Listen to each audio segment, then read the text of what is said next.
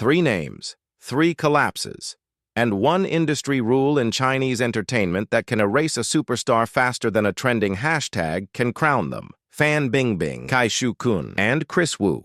Fan Bingbing, a red carpet empress who didn't just take a break, she vanished, and the number attached to her case made every brand, every producer, every co-star suddenly look the other way. Kai Shu-kun, a youth idol phenomenon built on clean aesthetics and tight control, until one wave of scandal hit so hard that the conversation stopped being about music and started becoming about risk, damage control, and who dares to stand next to him on camera. And Chris Wu, the one story that didn't stay in the realm of gossip, because it crossed into the courtroom, into sentencing, into a definitive line the industry cannot rewrite with PR. Today, this isn't just a top 3 list. This is a timeline of how fame breaks in 3 different ways: money, image, and law. And the most unsettling part? Sometimes the punishment isn't a single announcement. It's the silence, the disappearing credits, the deleted posters, the quiet disappearance that tells you everything without saying a word. In China's entertainment world, cancellation doesn't always look like it does in the West. It's rarely a single dramatic statement with a clean ending. More often, it's a chain reaction, fast, quiet, and brutally practical. A star can be everywhere on Monday: billboards, variety shows, luxury campaigns, drama teasers. Then something hits, an investigation, a scandal, a legal case, and by Friday, the ecosystem starts to self-protect. Platforms pull content, brands pause contracts, producers remove faces from posters, variety shows edit around them, credits get adjusted, search results become awkwardly empty. That's why the idea people call fengsha, an industry-level freeze, feels so terrifying. It's not just public opinion. It's access being cut, the ability to appear, to release, to be promoted, to be safe for advertisers. And in a market built on trust, unsafe spreads like smoke. But here's the key. Not every fall happens for the same reason. Some collapses are tied to financial compliance, where the message is about rules and deterrence.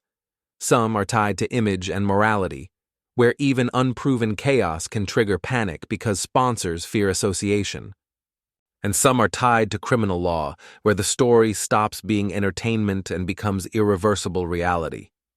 So as we walk through Fan Bingbing, Kai Shu-kun, and Chris Wu, pay attention to one thing: the exact moment the room changes. The second the industry decides, we can't carry you anymore. At her peak, Fan Bingbing didn't feel like a celebrity. She felt like an institution.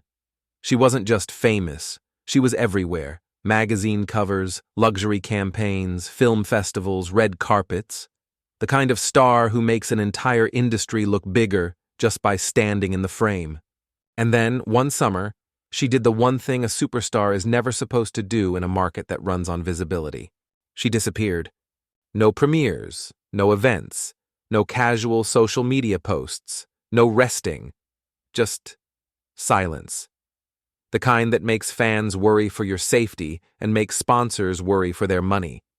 In a world that thrives on constant presence, absence becomes its own headline.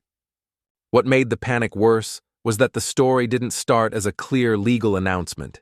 It started as the kind of leak that spreads fast because it's simple and shocking. Allegations of so-called yin-yang contracts. 2 versions of a deal, one for the real pay, one for the official record.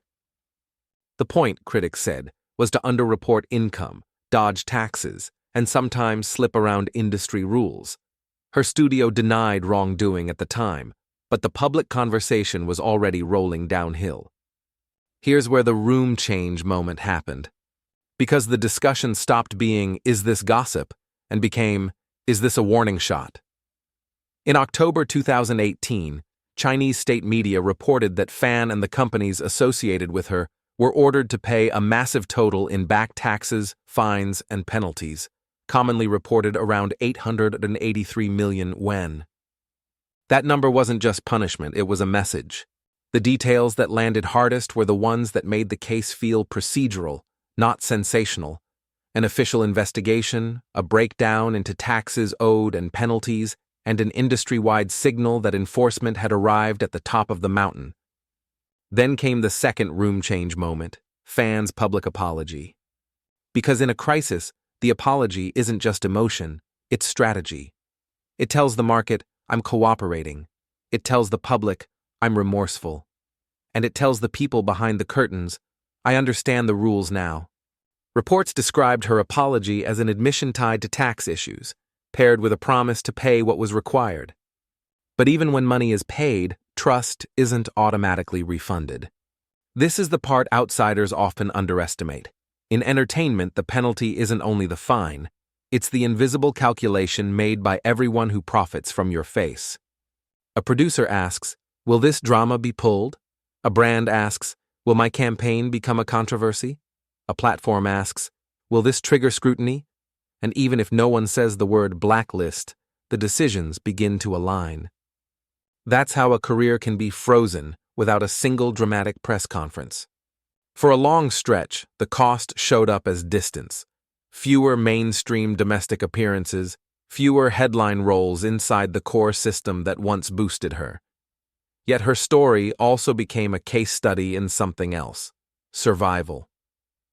Years later, Reuters noted her return to international red carpets, highlighting that the pause after 2018 was long and visible. So when people ask why Fan Bingbing's fall felt like a Feng Sha moment, the answer isn't only tax compliance. It's what her case did to the entire industry's nervous system. It taught everyone watching, if a star of that size can vanish overnight, then nobody is untouchable. And now, with that fear established, the next story hits differently, because it isn't about financial rules. It's about something even more volatile in idol culture. The moment a perfectly managed image starts to crack, and the market decides it can't afford the uncertainty. Kai Shu-kun's rise was engineered for an era where perfection is the product. Not just music, an entire clean idol package, controlled visuals, disciplined branding, fandom power that can move charts and headlines on command. In that system, image isn't a bonus, it's the foundation. And then came the kind of story that is especially dangerous for an idol brand. Not because it automatically proves guilt, but because it detonates uncertainty.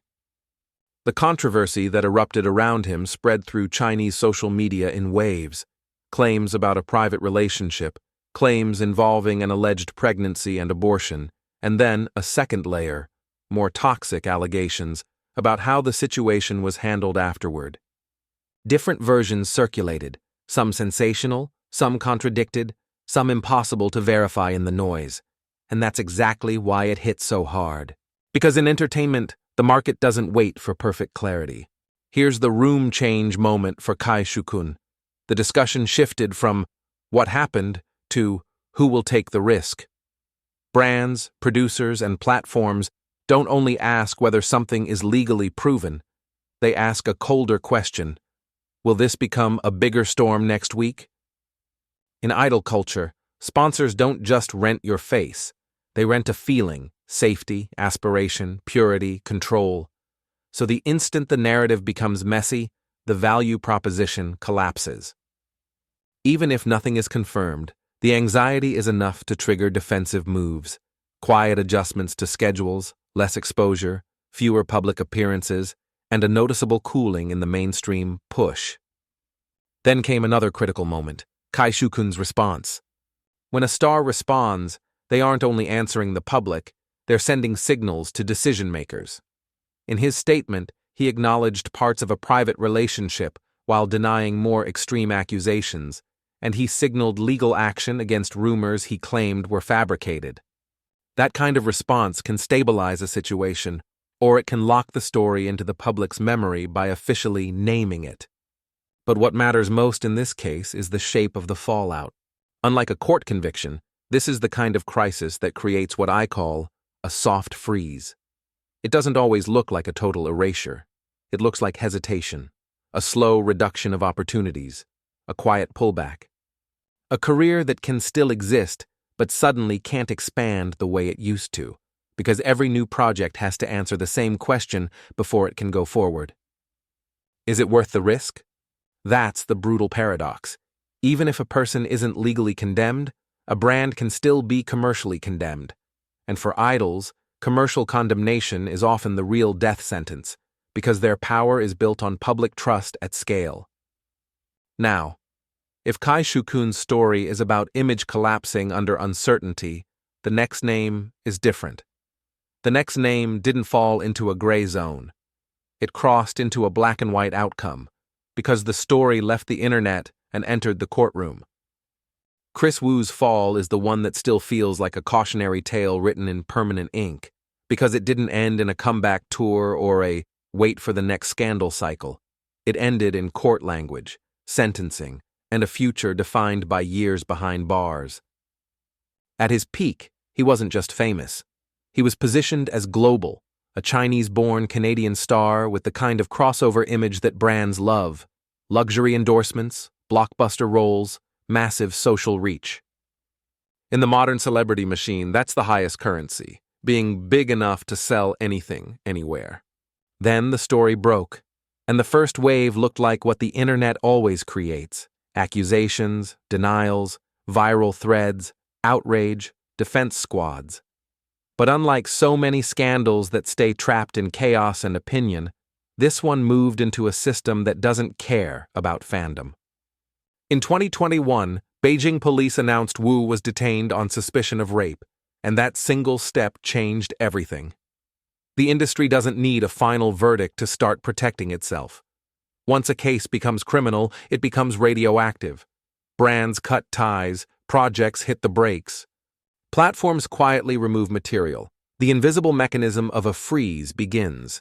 And then came the moment that made the story irreversible. On November 25, 2022, a Beijing court sentenced Chris Wu to 13 years in prison for crimes including rape, and stated he would be deported after serving his sentence. Reuters reported the court found him guilty of rape and also of assembling a crowd to engage in promiscuous activities, a charge under Chinese law which combined into the fixed 13-year term. Notice what this does to the narrative. It removes the ambiguity that PR depends on.